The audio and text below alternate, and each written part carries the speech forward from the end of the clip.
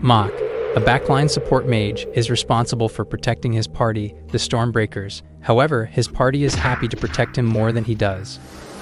Mach was once again unable to shine during his party's adventures. Though he is meant to support his team, it seems his party keeps getting stronger day by day. Mach overhears two adventurers talking about a support mage that was kicked out of a party called Palanes. The two men, like many other adventurers, have a poor opinion of support mages, as they think all they do is relax at the backlines. Rain, his leader, notices that Mach has a sad look on his face and encourages him to drink his worries away. Suno, the party's offensive mage, urges him to do the same. Sani, the archer, scolds them for trying to turn Mach into an alcoholic. Sani is the last person Mach wanted to hear a lecture on responsible drinking from. Sandra, the pint-sized greatsword wielder, asks him to pass the chicken. Despite her size, Sandra easily eats the most out of the entire party.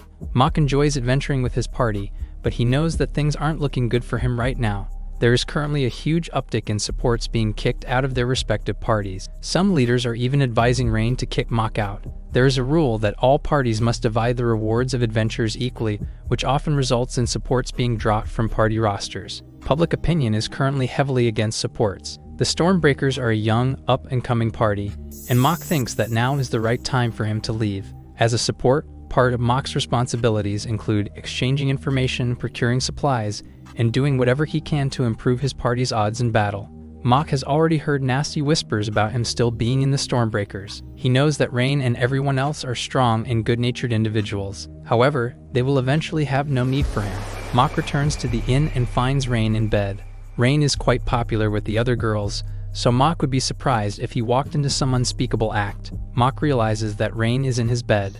The next morning, Suno and the others notice that Mach seems sleep-deprived. When he complains that Rain was in his bed, Suno scolds Rain. The Stormbreakers enter the 18th floor of the dungeon. The deeper you go, the better the rewards become. While the Stormbreakers easily defeat the monsters in their path, Mach picks up the monster drops. Suno, Sani, and Sandra are all very protective of Mach and don't want him to get hurt. Mach mistakes their affection for a clever plot to get Rain to like them. While the girls are busy arguing, Rain fights all on his own. Mach leads the group forward toward the safe zone, which is also near the floor's boss room. However, upon arriving at the safe zone, they see several adventurer groups loitering around. Rain approaches the other parties to speak to them. It turns out that the other parties are unable to defeat the boss monster, and they've been waiting for someone to come along and beat it for them. A few adventurers, jealous that Mach gets to go on adventures with the famous Stormbreakers, start harassing him. One of them grabs Mach by the collar, and Mach can sense not only the man's hostility, but also the presence of all the other supports that were kicked out. Suddenly, Rain grabs the man's arm and frees Mach. Rain remarks that the importance of a support, especially someone like Mach, cannot be understated. He doesn't consider the man, who doesn't even realize how he got this far in the first place, a true adventurer. Rain brings Mach back to the group, where the other girls are also glaring at the man who attacked Mach. Suno exclaims that she wouldn't have let the man off easy. Sandra comforts Mach by telling him that they need him. Suddenly, the floor around them begins to rumble. Mach reacts quickly by prying open the doors of the boss room. Inside, they spot a massive dragon, a monster that should only start appearing on the 34th floor and beyond. A massive hole in the ground explains how it got here. With the dragon threatening to break into the upper floors, Rain rallies his team to defeat it, even though victory seems impossible. However, Mach has a plan, and he gives them all strict instructions. Mach casts the Engage spell, which captures the dragon's attention and amplifies the fighting abilities of his team.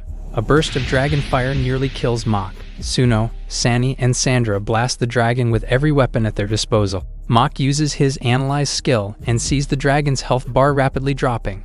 With the groundwork laid out, it is time for Rain to finish the job. Using his burst skill, Rain moves forward with unparalleled speed and obliterates the dragon. Its body disappears, leaving behind only a single gem in its place. The party celebrates their victory, which they largely attribute to Mach. Without him, they'd be helpless against the dragon. Mach thinks that this is just empty flattery, and he turns around in embarrassment.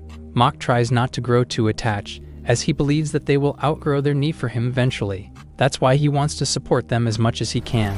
Later that evening, Suno complains that Mach's self-esteem is so low that he can't take a compliment. Sani adds that Mach's unique variation of the Analyze ability, Accumulate, causes the damage they deal to add up as bonus damage, which eventually causes the monster to explode. Suno turns to Rain and brings up how he ran to hug Mach earlier. They have a deal in place. Rain has to pose as a man because it'd be a bad look if their party consisted only of girls. Rain is jealous of Suno and the others because they get to interact with Mach like regular girls. In exchange, Rain gets to reap the benefits of posing as a man, such as sharing the same room as Mach and brushing off any physical contact as just two bros horsing around. The other girls now feel like they drew the short straw. Mach wakes up the next morning to discover that Rain has once again snuck into his bed. Mach gets dressed and begins his duties as an errand boy. One of them is to exchange information with the errand boys of other parties. He spots Suno on the street and finds it strange that she is up so early. He learns that she is considering buying a new magic rod, but he points out that she still has one that works. He suggests that she must have broken it, but Suno becomes defensive and storms off. Mach has a theory that a mage weapon or wand isn't important, since the mana costs of spells are more or less the same. He believes that the most important thing mages should have is a cool head. Suno is prone to mood swings, which may prove fatal in the wrong situations. Mach finishes his morning preparations and returns to the inn. He runs into Rain, who notices that he has a troubled look on his face. She encourages Mach to talk about it, but Mach doesn't think it's that big of a deal. Rain smirks and correctly guesses that Mach is worrying about someone. Mach hesitates to tell Rain, knowing that Suno is the prideful sort. Rain dislikes how little Mach trusts her, but she decides not to force him to talk. However, if her patience ever wears thin, she will force the issue. When Suno and the others arrive, Mach changes the subject to what their objectives are for the day. However, Suno still refuses to make eye contact with him. The Stormbreakers take a warp point to travel into the dungeon. Because Mach's battle power is practically non-existent, he often has one of the members closely escort him if there is no dangerous monster to face. Mach observes that Suno's abilities haven't diminished, which confuses him about their interaction that morning. Suddenly, Sandra pulls his arm. Sandra notices that Mach is acting weird. Mach asks if holding hands is really necessary, as she only has one free hand to fight with. Sandra insists that she'll protect him, even if she only has one hand. Mach looks at Suno again and asks Sandra what she thinks about her. Sandra sees nothing out of the ordinary, but she feels that Suno is being a little hasty. Suno has a certain charge-up time before she can cast spells. Because Suno is heavily reliant on her natural talent and intuition, her emotions can easily show in her spellcasting. Mach thanks Sandra for her input. Sani approaches them so she can switch places with Sandra, but Sandra refuses to let go. Sani reasons with Sandra, pointing out that she have a difficult time trying to swing her greatsword when they come across a narrow section of the cave. Sandra relents and allows Sani to switch with her. Sani asks Mach if he got into a fight with Suno recently. He doesn't do a very good job of hiding his emotions, and Sani can easily say the same for Suno. Mach asks Sani if she has any idea why Suno seems to be avoiding her, and she has a few thoughts. However, she believes that Mach should be able to understand Suno's issues the best. Mach was certain that Suni should know more than him. Suni takes his hand, and they catch up to Suno and the rest. The following day, Mach catches Suni inside the dungeon, even though it is supposed to be their day off. He knows that she intends to go into the dungeon alone, and he also knows that it is pointless to stop her. However, he has one condition: let her enter the dungeon unopposed. He wants to accompany her. Suno sees no issues with that, and she takes him along. Mages are supposed to keep calm and cool demeanors, but these are both qualities that Suno sorely lacks. Suno expected Mach to complain more about her trying to enter the dungeon alone. Mach replies that he is quite confident in Suno's abilities. Suno responds positively to his words, which encourage her to show off what she's really capable of. Mach never seriously minded Suno's emotional instability. He respects her as a mage, and he respects her desire to grow stronger. Mach and Suno travel to the dungeon's 10th floor. Incidentally, the first time they came here, they met Sandra. Mach realizes what they came here to fight: the turtles. Mage turtles inhabit the 10th floor. They are troublesome monsters, especially for spellcasters. They are slow, lumbering beasts, but their shells provide ample protection against physical and magical damage. The first time the Stormbreakers encountered them, they were utterly defeated. Thanks to Sandra, the Stormbreakers were able to get past them. However, Suno has never forgotten the humiliation of that day. Despite growing stronger since then, she still has lingering doubts over whether or not she could defeat the mage turtles on her own. Mach's support has encouraged her to become stronger, but at the same time, his expectations have felt suffocating to her. The reason Suno was looking for a new magic rod was to boost her own confidence. Mach regrets not noticing sooner, but with Suno's emotional state currently a mess, he considers forcing her to go back. Instead, he decides to give her a little push. Mach gives Suno a pat on the head to cheer her up.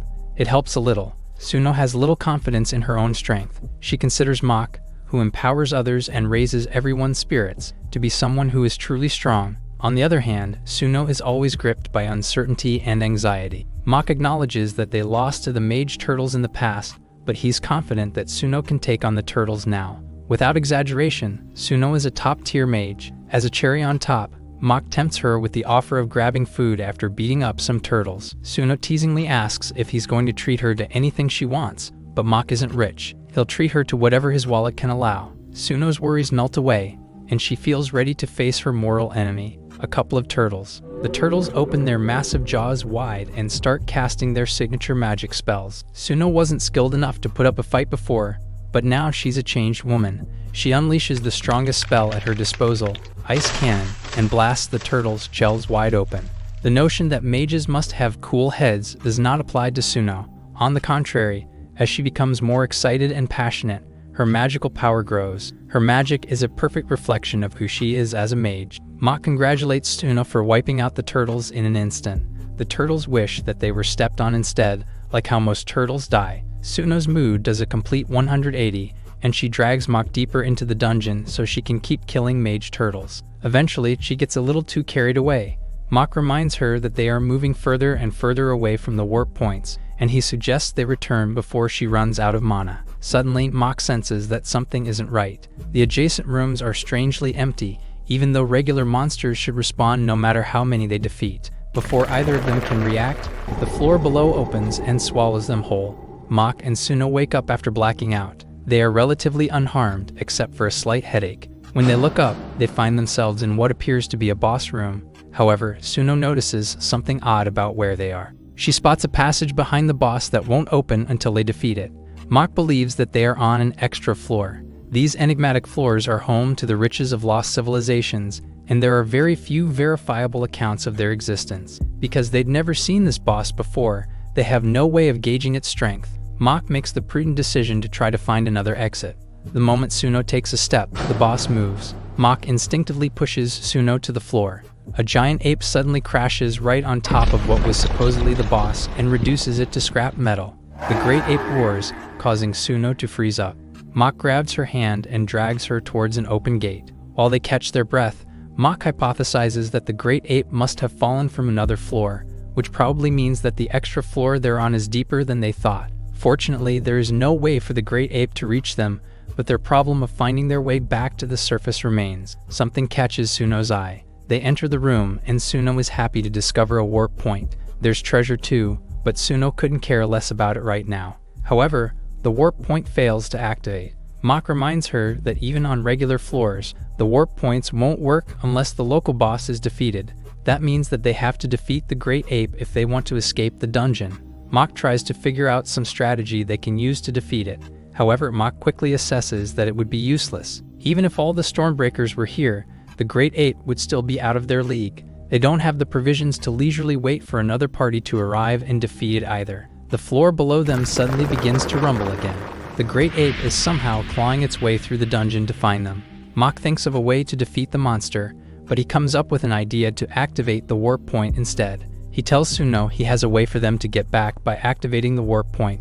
He just remembered the research he conducted on warp points and figured out how they work. Warp points don't activate due to the mana destruction the boss causes. However, if they can infuse enough mana into the warp point, it should work. However, the mana cost is extremely high. To prepare for what he is about to do, Mach begins removing objects from his item magic spell. He has Suno pack several of the items inside her pack. Mach takes a look inside the treasure chest in the room and retrieves a ring, which he puts on Suno's finger. Suno wishes he had put the ring on her left ring finger, though. On closer inspection, Mach sees that the ring contains layers of magic-based enchantments, including mana cost reduction. Mach neglects to tell her more details about the ring, and he tells her to seek an expert for more information when they get out. Mach places both of their hands on the warp portal and activates it. Suno asks him if he's hiding something from her. She finds his choice of words strange, and he seems secretive about the ring.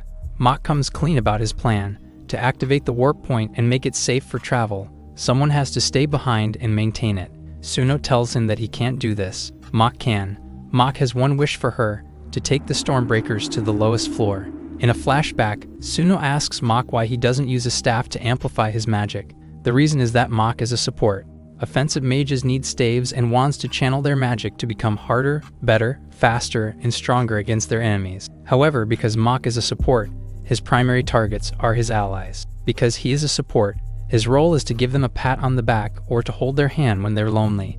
Holding a weapon would make him feel a little out of place. The important thing about magic is what you intend to do with it. Suno awakens and finds herself surrounded by Sunny, Rain, and Sandra. They became worried when they couldn't find her all morning, but they were able to see her coming out of the warp portal.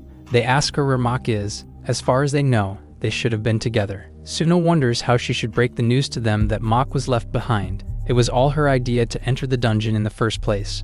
When Suno remains silent, Rain presses her for an answer. Mach is glad that Suno was able to teleport, though he is worried that she will be angry once she wakes up.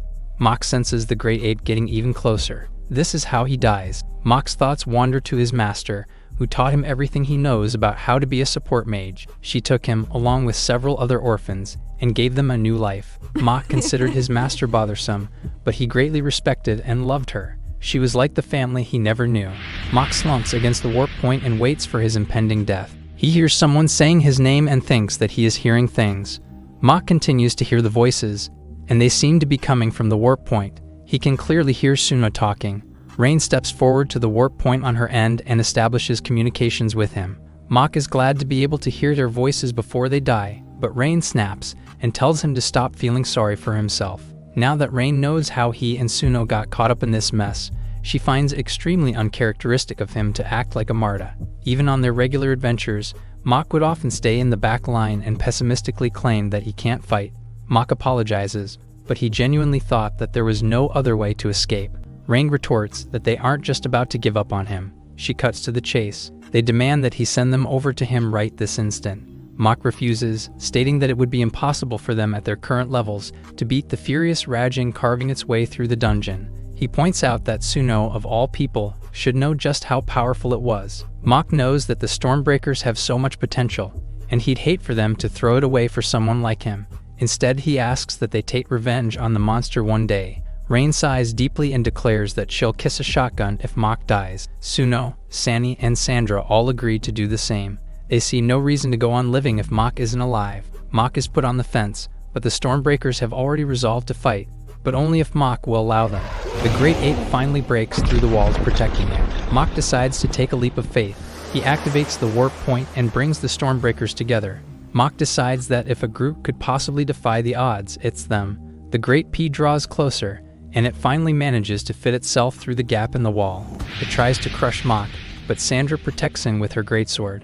Mach assesses the situation and observes his surroundings. The area around them is about to collapse. He transports Sandra's sword into his pocket dimension and carries her to safety. Mach brings Sandra towards the Colosseum boss room that he and Suno landed in earlier. The Great Ape catches up to them in no time at all, but now Mach knows they have the space to maneuver. He returns Sandra's great sword to her while Suno and Sunny attack the Great Ape from afar. Powerful arrows and ice attacks pepper the beast back, but it is completely unharmed. It retaliates by hurling giant rocks at them, but they luckily narrowly miss them. Mach begins to regret bringing his team here. He should have died alone, like he originally planned. He is too busy feeling sorry for himself to notice that the Great Ape is about to crush him. Sandra saves him for the second time by pushing him out of harm's way. Sandra hefts her sword and spins around to deflect the monster's arm. However, her sword shatters against the beast's tough as steel hide. Sandra's attack causes her to be the target of the ape's attacks, forcing Rain to run in and save her. When Mach runs up to check on them, Rain smacks him in the face. Mach knows the reason why she did that. He hasn't used a single supportive spell since the battle began. Somewhere, deep down, he had already given up. He doesn't believe in their chances of victory, and because of his hesitation, Sandra nearly died. Sunny and Suno are keeping the Great Ape back to buy them some time. Mach warns them that their stamina and mana reserves won't last at this rate. Rain tells him that Sunny, Suno, and Sandra have already resolved to fight courageously until the end. Rain acknowledges that they were too reckless to challenge the boss, but they still intend to do whatever it takes to win. Mach doesn't believe that he brings enough value to justify the Stormbreakers taking such risks to save him. When he asks Rain why they're going to such lengths to help him, she replies that they are family. Mach doesn't know how to react. He's never had anything he could call a family, nor does he know what a genuine family is like. He always felt that he was just an extra who cast supportive magic every now and then. However, when he starts thinking of the Stormbreakers as his family, it finally gives him the courage and guts to fight back. Mach realizes that his defeatist attitude has nearly cost him the lives of his friends. Thanks to Rain's inspiring words, Mach is now ready to fight back. He snaps out of his pessimistic outlook and starts trying to devise a way to emerge victorious and bring everyone home. Rain sees that the fire in his eyes is back. However, Mach knows that they lack the raw firepower to truly deal any lasting damage to the beast. Mach thinks long and hard about what he can do, and for that, he decides to have a flashback. A young Mach struggles to deal any damage to a training dummy. When he complains that he can't damage it, his master reminds him that he isn't an attacker. He is more suited to be a support mage. This doesn't cheer Mach up at all. His master reminds him that her assessment of him as a support mage isn't solely based on his abilities. Mach was raised in a certain institution before his master picked him up. He lived in an orphanage that was secretly a facility where children were experimented on. Mach was given control magic, which allowed him to take control of the actions of other human beings. He was forced to use this ability to carry out assassinations for the institution. Because of this trauma, Mach refuses to kill. Mach's master knows that the kindness in his heart is what makes him best suited to be a support mage. She trusts that he will use his power for the greater good and not for evil. He was taught not to dominate others but to assist. Mach comes to a decision. He asks Sandra to retrieve her sword and to attack the great ape. Mach runs off without further explanation, but Rain asks Sandra to trust in his words. Rain can tell that Mach is cooking up something good. She's confident that he shines in moments like these. Meanwhile, Suno and Sani are at their absolute limits, and they can't hold on much longer. Suno notes that she has thrown everything she has at it, but it has barely made a dent. She is frustrated that the ring is wasted on her. Suno is disappointed and calls herself a failure. She was supposed to protect Mach, but she feels like she is defending him in a pinch. Sani feels bad for Suno. Sani is determined to support Mach while Suno insists on helping him get back on his feet. The girls are suddenly surprised. Their shock reaction displays after seeing Mach alone who can easily get targeted. A hand suddenly invokes powerful magic. Dark aura exudes Mach while he plans to use his control magic to connect everyone's thoughts. Mach closes his eyes to concentrate. He loudly uses his soul link power, connecting the 5 girls' souls. They contemplate that Mach's magic is different than usual. Rin and Suno are shocked with how the event unfolds. Suno questions if she hears Rin while the latter is surprised to hear their voices. Mach confirms that his magic worked. He is startled by the loud noise from 4 directions. Rin and Sandra are perplexed that the buffs are not the same. Mach confirms that he has shared their abilities. He notes that they should be able to leap like Rin and have Sandra's monstrous strength. Sandra does not seem to like his wording. He continues that the support buffs are now shared but raised to the power of 4 people. He computes that it should be 6 times the usual output, which raises questions from the girls. Sani thought that he could not cast support magic, but Mach confirms that it is not exactly a support magic. The monster continues to cause chaos as it crushes the ground. Mach notes that now is not a good time to explain while the monster growls menacingly. Mach dodges the monster's attacks while he asks the girls to take it down. Sandra is handed down with a weapon. Mach notes that it was the last boss's weapon. Mach notes that it just happened to see it, and that the living armor was smashed as well, causing a revenge from the monster. They note that the pocket skill should only be triggered in Mach's hand, and they guess that they are really one now. Sandra can't help but get excited with their situation. She uses her swordsmanship with power slashes against the monster while she pushes through the storm that dares stand in their way. The monster rolls in pain after Sandra's powerful attack. She uses the massive sword to strike a critical strike against the giant monster. Sandra has no plans of letting the monster catch his breath. The surroundings are suddenly covered in smoke after the intense exchange. Mach notes that they can sense what everyone's thinking and perfectly synchronize their attacks. Mach offers to share his mana to Suno. She is shocked to feel a sudden overflow. Suno can feel like she can do more with her newfound power. The monster continues to display its menacing figure. Suno confidently declares that she will not even let the monster scream. The Stormbreaker plans to hit the monster all at once, with Mach taking the lead. The giant monster freezes in ice while the group gives it all they have got. The Stormbreaker attacks the monster all at once, causing a massive smoke after the intense confrontation. The monster suddenly disappears into thin air, while Mach stands steadily. He celebrates after they successfully defeat the monster. The girls celebrate with Mach and note that they finally beat it. Mach suddenly falls asleep afterwards. Suno notes that everyone is out looting for materials after Mach finally awakens. Mach immediately expresses that he wants to help. Unfortunately, Mach can't move due to losing a lot of mana, so Suno asks him to rest instead. Suno describes him like a monster after sharing his mana to the girls and wishes that she can do the same for him. Mach reveals that it is only possible when Soul-like is activated. Suno suddenly informs Mach that one can transfer mana with just a simple kiss, which renders Mach speechless. He notes that it is only a superstition, which embarrasses Suno. Mach notes that she does not even know that much. Suno is insulted while still embarrassed and asks him to get out. A grand celebration followed after the group defeated the boss and activated the warp point. Suno chugs her drink like there is no tomorrow. The next day at Belle's, who is a blacksmith and a weapon store owner, Mach asks if business is also booming. Belle mocks Mach and asks if he is at her store to window shop again. He jokingly notes that he is still a paying customer. He asks how to repair the greatsword that he asked the other day. Belle informs them that the sword was damaged pretty badly. However, she manages to fix it and shows that it is good as new. Sandra is astonished by the result. Mach thanks her after fixing the sword up properly. Mach commends her and asks her to stop being weird, while Belle notes that every weapon at her store is her pride and joy. Sandra notices that he and Belle seem to get along well. Mach reveals that he used to work at the store, while Belle informs him that he can come back anytime. Mach keeps her offer in mind until someone notes that it will not be necessary. Reen confidently appears and notes that she will be the one looking after Mach, which surprises him. Belle describes her as bold while Mach introduces Reen as their leader. Reen reveals that she is alone and saw them enter the place, which she heard was pretty good. She notes that Sani is the one handly of Suno. Reen reveals that she might have had a little too much to drink yesterday. Reen reveals that she wanted Sani to bring since she has not been doing so well in battle lately. Mach is impressed that their leader noticed it as well. He notes that Sani's accuracy was off recently, and her hit rate and weapon handling speed have both dropped. Belle guesses that her weapon might be getting worn out.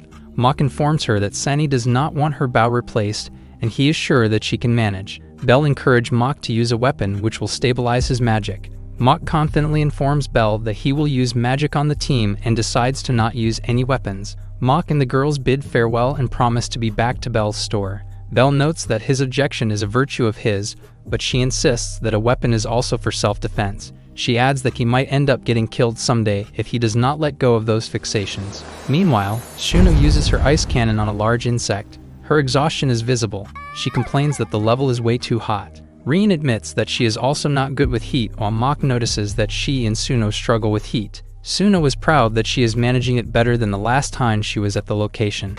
The group is on a floor with a day and night cycle, and ice-type abilities don't fare well in tropical areas where insect and plant-type enemies are common. Sani confidently uses her shining shot. Her long-range attacks make her stand out most on the floor. An insect suddenly passes through her and attacks Mach, which puts him in danger. Reen swiftly comes to his rescue and kills the insect. She questions if Mach is hurt. Sani feels guilty for missing it, but Reen reassures her that it was okay. Sani continues to feel bad and thinks that there is something off with her. Reen suddenly calls everyone's attention and asks everyone to take a break while Mach sets up the monster warding barrier. Sani comes to Mach and asks him to check her bow's condition. He observes that the bowstring has run its course and it is so worn out that it could snap any second. Mach conveniently has a new string from the market, which has a good feel and elasticity to replace Sani's bow. Mach notes that he ideally wants to also replace the damaged frame. He looks hesitant while he mentions the specific item. Sani immediately responds no, which Mach easily acknowledges. She looks at the bow with admiration and reiterates how the weapon is too important for her. She jokingly tells him that she would consider it if he buys her a new one instead, which is a little heavy for Mach. Sani commends Mach for looking after everyone while she wallows in self-pity for having a hard time managing herself despite being the oldest one. Mach tries to make her feel better and notes that she is reliable when they go for her for advice. Mach describes her as a big sister, which Sani does not seem to agree with. She is rendered speechless when Mach asks her to let them know if there is something bothering her. He carries a smile while reminding her that they are all friends anyway. His kind words cause Sani to feel emotional. Mach is done with Sani's bow and proceeds to check Sandra's sword. Sani pauses for a moment as she watches Mach leave. Reen and Suno suddenly appear and point out that she has the eyes of a maiden in love. Sani denies and responds that she just got her bowstring changed. Reen observes that she is very attached to the bow frame and remembers that she customized it with Mach. Suno suddenly realizes something. She teases Sani that she thinks of the Bao as her and Mok's child, which embarrasses Sani. The latter is rendered speechless after Suno's accusation. The girls notice Sani's reaction and are convinced that they are right.